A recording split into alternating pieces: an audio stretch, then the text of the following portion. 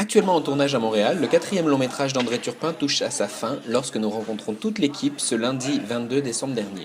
Si le nom d'Endorphine reste un titre de travail, nous pourrons toutefois évoquer que le film introduit trois personnes du nom de Simone à des âges et des époques différentes, mais dans un espace-temps sans doute similaire. Rencontre avec l'équipe d'André Turpin. André, Oui. ça fait quelques années qu'on attendait ce long métrage, ce nouveau long métrage. Pourquoi ça a pris autant de temps? Ça a pris du temps parce que je suis pas vraiment un vrai scénariste, donc je suis vraiment lent. Fait que j'ai écrit pendant 8 ans de temps, puis j'aurais pu encore écrire pendant 20 ans de temps sans farce. Puis à un moment donné, Luc et Kim m'ont dit assez, là, c'est bon ce que tu as écrit, on va le produire. Mais aussi parce que je ne suis pas à temps plein, que j'ai une carrière de directeur photo, fait que c'est donc plaisir. Et pour celui-ci, qui n'a pas encore de nom, qu'on appelle communément nouveau projet. Ouais, c'est Endorphine, le titre de travail, mais on cherche encore, on n'est pas certain que c'est le bon titre. Parfait. Et pour celui-ci, qu'est-ce qui t'intéressait dans ces trois parcours entrecroisés? Ouais, moi, je vois ça comme un parcours. 3 personnages, mais un parcours, 3 âges différents.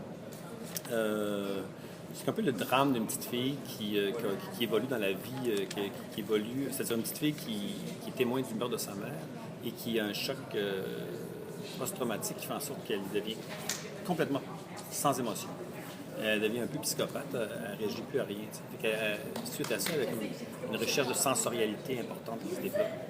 Elle se sent comme un peu morte, elle cherche à ressentir par les sens beaucoup plus. Dans la deuxième partie, on la voit plus tard, parce qu'elle n'a jamais vraiment psychologiquement réglé le meurtre de sa mère, puis elle est très coupable et angoissée, mal dans sa peau, très intimidée, puis elle va dépasser ses peurs, si on veut, pour obtenir ce qu'elle veut. Dans la troisième partie, elle est très épanouie, puis elle livre une conférence scientifique sur la nature physique du temps. Et ça, c'est en gros ce que le film raconte dans 3 histoires différentes. Mais les 3 histoires ont beaucoup de parallèles, beaucoup d'échos. Ils ont un peu la même histoire. Il y a vraiment des entrecroisements étranges et des échos un peu surréels de chacune des histoires qui apparaissent. Et le casting, comment ça s'est... Est-ce que quand même c'est quelque Le chose? casting, j'étais vraiment très chanceux. Je pense qu'on dit souvent ça, mais dans mon cas, je pense que c'est vérifiable à quel point j'étais chanceux parce que les comédiennes, mes comédiennes préférées pour le rôle, parce que j'ai vu beaucoup de comédiennes pour chacun des rôles, sont physiquement pratiquement identiques. Ils ont vraiment une grande ressemblance. Simone 1 et Simone 2, Sophie Nélis et Mienne Maquin sont pratiquement des sosies. Moi, c'est ce que je voulais dans le scénario, mais je me disais, de toute façon, c'est pas ça qui va primer, je vais prendre la meilleure comédienne. J'ai pris la meilleure comédienne, puis en fait, elle se ressemble incroyablement. On a aidé avec le maquillage, les coupes de cheveux, puis on a aidé avec les filles qui se sont étudiées, ont étudié le jeu des autres pour essayer de jouer comme les autres. Puis ça a vraiment, j'ai été particulièrement chanceux. C'est vraiment des belles et grandes comédiennes qui m'ont bien servi. Et là, moi, je sais que Mylène me racontait qu'elle a déjà tourné à l'été, donc c'était il y a un autre temps. Oui. Il y a eu une pause. Un autre bloc. On a tourné pendant 4-5 semaines à l'été, puis pendant 3 semaines cet hiver. Il y a deux blocs de temps dans le film, comme ça, qui sont très distincts pour les différentes histoires. Il y a dont un qui est complètement enneigé, puis un qui est... Celui de Mylène, c'est glauque, qui est noir, souterrain un peu. Alors qu'à l'hiver, on a tourné quelque chose qui était beaucoup plus pur, puis blanc, puis feutré, puis classique. Qu'est-ce qui t'intéressait de raconter avec Simone? Ben, Et les Simone. au début, mon point de départ, il y a de ça 8-9 ans, c'était vraiment de parler de notions contre-intuitives du temps. Et en fait, ça a été long avant que je découvre que ce qui m'intéressait vraiment, c'est les personnages de mes histoires. Là, je me suis vraiment intéressé aux personnages, puis à leur rapport à l'émotion. La première, elle est complètement insensible suite au meurtre de sa mère. La deuxième devient surémotive. Puis je voulais vraiment étudier ce rapport-là qui était bouleversé dans la vie de quelqu'un à cause d'un drame.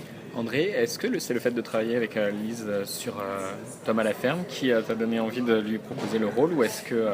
Je pense que oui, ça l'a beaucoup aidé. J'ai travaillé avec elle sur Tom à la ferme, mais j'ai pas écrit le rôle pour elle.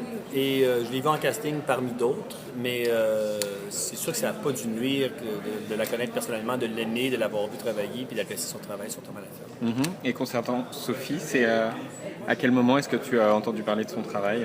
Mais Sophie, je la connais depuis Monsieur Lazare. Monsieur Lazare. Je la suis depuis toujours, là, mais j'ai pas écrit le rôle pour elle parce qu'elle était trop vieille pour le rôle que j'avais écrit. Donc, je l'ai vue en casting. Et elle m'a ébloui en casting, vraiment. J'ai vieilli le rôle, en fait, parce qu'au début, je voulais écrire un personnage qui avait 12 ans, puis Sophie en a 14. Puis je pense que ça paraît assez à cet âge-là. Mais elle a tellement de talent que j'ai préféré vieillir le personnage puis travailler avec elle. Merci. Un petit peu plus, ouais. Très bien. Et évidemment, José. C'est fixe, donc.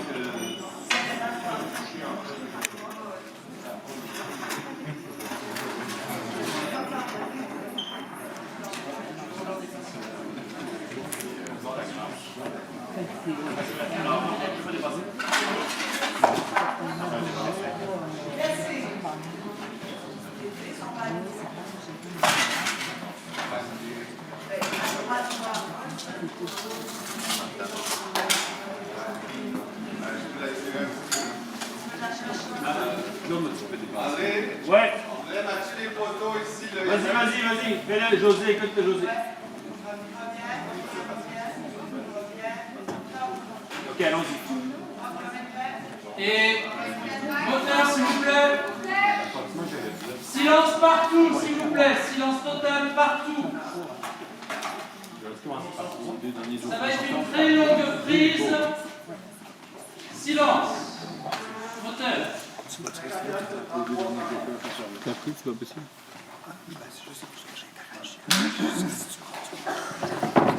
Lise, si il y a des choses que tu n'aimes pas, tu reprends, il n'y a pas de problème. Hein?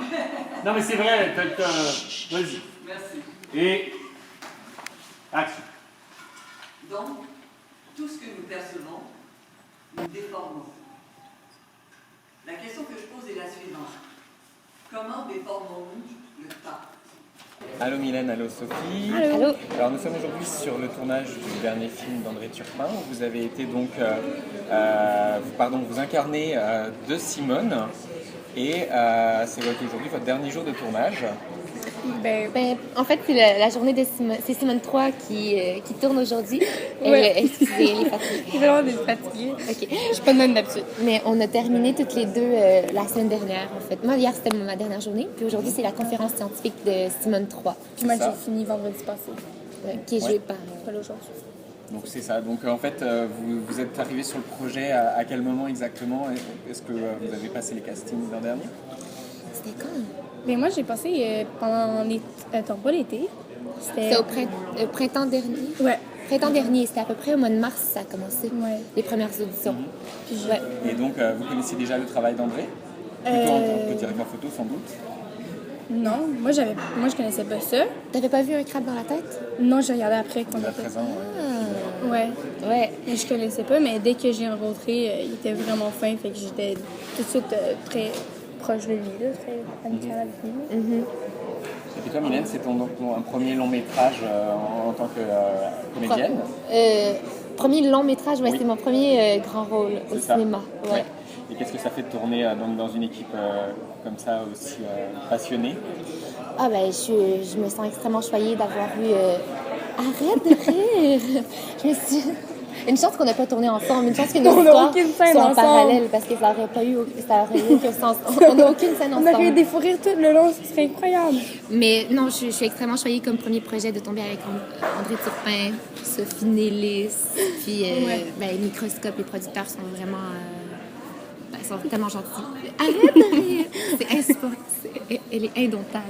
Oui. On aurait fait des scènes ensemble, ça aurait été pathétique. Ouais. Et toi Sophie, donc tu reviens un petit peu d'un début de carrière aux États-Unis là, Ouais. donc de retour au cinéma québécois. Ouais. Tu vois une grosse différence? Mais j'aime vraiment plus, je sais pas, parce que j'aime vraiment l'équipe ici, parce que je trouve que le monde sont vraiment comme une grande famille, puis tout le monde est proche, puis que je connaissais pas beaucoup de gens qui étaient sur le plateau, je connaissais certaines personnes, mais dès la première journée, on avait comme une connexion, on était tous vraiment proches, je disais des surnoms, je faisais des blagues, tandis que sur les plateaux américains, c'est pas comme j'ai eu des super belles expériences, mais tu sais, c'est un peu différent, c'est plus, les gens sont des fois un peu plus, froids, parce que le monde vient un peu de partout. Tandis qu'ici, c'est que même si on se connaît pas, on est quand même tous très proches. Alors, j'ai adoré ça. Et donc en fait, vous pouvez nous parler un petit peu de vos rôles respectifs? Commence par Simone 1. Hein? OK, ben moi, j'ai Simone 1. C'est comme... Mon personnage, au début, est vraiment comme moi, super enjoué, rit beaucoup, comme vous avez pu remarquer. Ouais.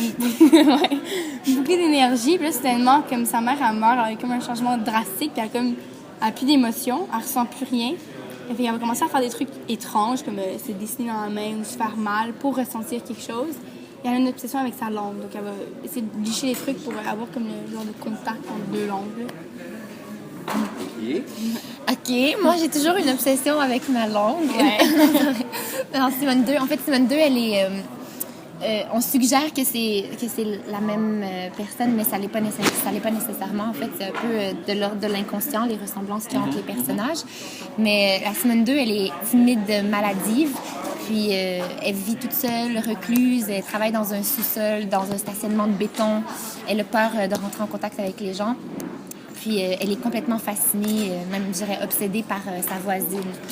En fait, sa voisine d'en face, donc elle va la poursuivre, puis tout ça. Puis elle va régler ses problèmes de timidité tranquillement en faisant la lecture à un comateux. C'est pas le drôle, son histoire. C'est vrai, c'est ça. Puis il y a toujours l'obsession de la langue, en fait. C'est récurrent. On vous dit pas qu'est-ce qui va se passer. Vous devez regarder le film mais pour c'est voir. récurrent. C'est ça, mais vous devez avoir hâte de le voir aussi. Tout à fait. Ah ouais, nous, Tout on à n'a fait. aucune idée de ce que ça va donner. OK. Parce qu'au montage, en fait, on peut beaucoup... je pense qu'il y a beaucoup de choses à expérimenter. Comme ça traite de l'ordre du rêve, il y aura beaucoup de possibilités. C'est vrai? Je sais. Eh là là là là. Bon, en tout cas, merci beaucoup les filles. Oui, et puis on mais- espère que le film va avoir son succès à la sortie. Merci beaucoup. C'est vraiment gentil. Merci.